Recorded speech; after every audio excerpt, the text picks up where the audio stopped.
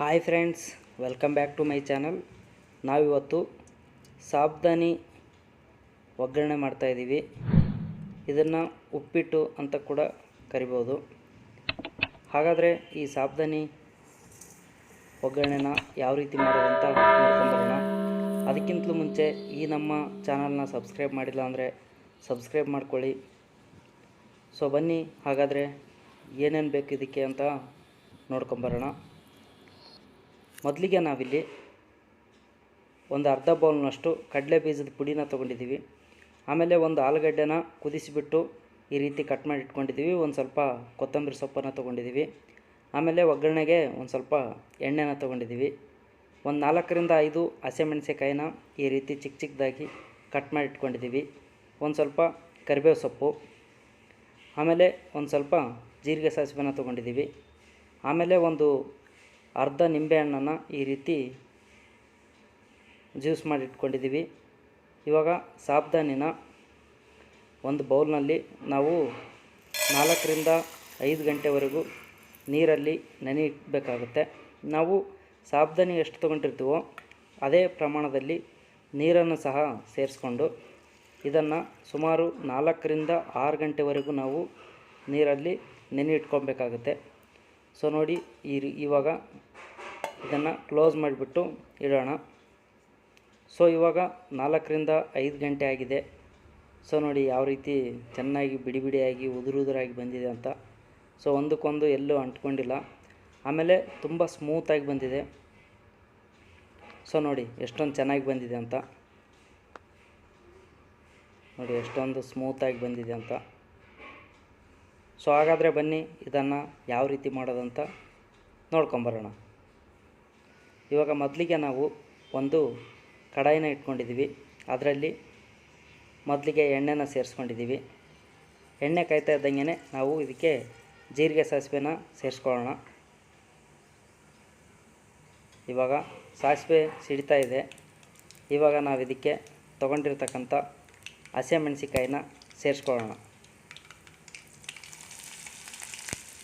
ಹಸಿಮೆಣಸಿಕಾಯಿ ಸೇರಿಸ್ಕೊಂಡಾದ್ಮೇಲೆ ನಾವಿವಾಗ ಇದಕ್ಕೆ ಕರಿಬೇವು ಸೊಪ್ಪು ಕೂಡ ಸೇರಿಸ್ಕೊಳ್ಳೋಣ. ಇದೆರಡನ್ನು ಒಂದು ಸ್ವಲ್ಪ ಹೊತ್ತು ಫ್ರೈ ಮಾಡ್ಕೊಳ್ಳೋಣ. ಇದು ಫ್ರೈ ಆಗ್ತಾ ಇದ್ದಂಗೆ ನಾವು ತೊಗೊಂಡಿರ್ತಕ್ಕಂಥ ಆಲೂಗಡ್ಡೆನ ಇದಕ್ಕೆ ಸೇರಿಸ್ಕೊಳ್ಳೋಣ. ನಾವು ಆಲೂಗಡ್ಡೆನ ಮೊದಲಿಗೆ ತಪ್ಪೆನ ತೆಗೆದುಬಿಟ್ಟು ಚೆನ್ನಾಗಿ ಒಂದು 10 ನಿಮಿಷದವರೆಗೂ ಕುದಿಸಿದ್ವಿ. ನೀರಲ್ಲಿ ಕುದಿಸಿಬಿಟ್ಟು ಈ ರೀತಿ ಇವಾಗ ಆ್ಯಡ್ ಮಾಡ್ಕೊಂಡಿದ್ದೀವಿ. ಇದನ್ನು ಚೆನ್ನಾಗಿ ನಾವು ಒಂದು ಸ್ವಲ್ಪ ಹೊತ್ತು ಫ್ರೈ ಮಾಡ್ಕೋಬೇಕಾಗುತ್ತೆ. ಸುಮಾರು ಒಂದು 3ರಿಂದ 4 ನಿಮಿಷ ಫ್ರೈ ಮಾಡ್ಕೊಬೇಕು. ಒಂದು ಸ್ವಲ್ಪ ಹೊತ್ತು ಫ್ರೈ ಆದಮೇಲೆ ನಾವಿವಾಗ ಇದಕ್ಕೆ ಅರಿಶಿಣನ ಸೇರಿಸ್ಕೊತಾ ಇದ್ದೀವಿ. ಇದು ಆಪ್ಷನಲ್ಲು, ನೀವು ಬೇಕಿದ್ದರೆ ಅರಿಶಿಣ ಹಾಕ್ಕೊಬೋದು, ಹಾಕದೆ ಕೂಡ ಮಾಡ್ಬೋದು. ಅರಿಶಿಣ ಸೇರಿಸಾದ್ಮೇಲೆ ನಾವು ಇದಕ್ಕೆ ಒಂದು ಸ್ವಲ್ಪ ಉಪ್ಪನ್ನು ಕೂಡ ಇವಾಗಲೇ ಸೇರಿಸ್ಕೊಳ್ಳೋಣ. ಇದೆರಡನ್ನು ಸೇರಿಸ್ಕೊಂಡ್ಬಿಟ್ಟು ಸುಮಾರು ಒಂದು 30 ಸೆಕೆಂಡ್ವರೆಗೂ ನಾವು ಇದನ್ನು ಚೆನ್ನಾಗಿ ಮಿಕ್ಸ್ ಮಾಡ್ಕೊಳ್ಳೋಣ. ಇದು ಮಿಕ್ಸ್ ಆಗ್ತಾ ಇದ್ದಂಗೆ ಇವಾಗ ನಾವು ತಗೊಂಡಿರ್ತಕ್ಕಂಥ ನಿಂಬೆ ರಸ ಕೂಡ ಇದಕ್ಕೆ ಆ್ಯಡ್ ಮಾಡ್ಕೊಳ್ಳೋಣ. ನಿಂಬೆ ರಸ ಸೇರಿಸ್ಕೊಂಡ್ಬಿಟ್ಟು ಒಂದು ಸ್ವಲ್ಪ ಫ್ರೈ ಮಾಡಿದ ಮೇಲೆ ನಾವು ಇದಕ್ಕೆ ಇವಾಗ ಸಾಬ್ದಾನಿನ ಸೇರಿಸ್ಕೊತಾ ಇದ್ದೀವಿ. ಇದನ್ನು ಸೇರಿಸ್ಕೊಂಡ್ಬಿಟ್ಟು ಚೆನ್ನಾಗಿ ನಾವು ಮಿಕ್ಸ್ ಮಾಡ್ಕೊಬೇಕಾಗುತ್ತೆ. ಇದು ಸೇರಿಸ್ಕೊಂಡಾದ್ಮೇಲೆ ನೀವು ಫ್ಲೇಮ್ನ ಫುಲ್ಲು ಲೋನಲ್ಲಿ ಇಟ್ಕೊಬೇಕು. ಇಲ್ಲಾಂದರೆ ಇದು ಪಾತ್ರೆಗೆ ಅಂಟ್ಕೊಳ್ಳುತ್ತೆ, ಗಮ್ ಥರ ಆಗಿರುತ್ತೆ. ಹಾಗಾಗಿ ನೀವು ತುಂಬ ಲೋ ಫ್ಲೇಮಲ್ಲಿ ಇಟ್ಕೊಂಡ್ಬಿಟ್ಟು ಇದನ್ನು ಚೆನ್ನಾಗಿ ಮಿಕ್ಸ್ ಮಾಡ್ಕೊಬೇಕಾಗತ್ತೆ. ನೀವು ಹೈ ಫ್ಲೇಮ್ ಇಟ್ಕೊಂಡ್ಬಿಟ್ರೆ ತಳ ಹಿಡ್ಕೊಂಡ್ಬಿಡುತ್ತೆ. ಸೊ ಇವಾಗ ಚೆನ್ನಾಗಿ ಮಿಕ್ಸ್ ಆಗಿದೆ. ನಾವು ತೊಗೊಂಡಿರ್ತಕ್ಕಂಥ ಕಡಲೆ ಬೀಜದ ಪುಡಿನ ಇವಾಗ ಸೇರಿಸ್ಕೊತಾ ಇದ್ದೀವಿ. ಇದನ್ನು ಸೇರಿಸ್ಕೊಂಡಾದ್ಮೇಲೆ ಒಂದು ಸ್ವಲ್ಪ ಹೊತ್ತು ಚೆನ್ನಾಗಿ ಮಿಕ್ಸ್ ಮಾಡ್ಕೊಳ್ಳೋಣ.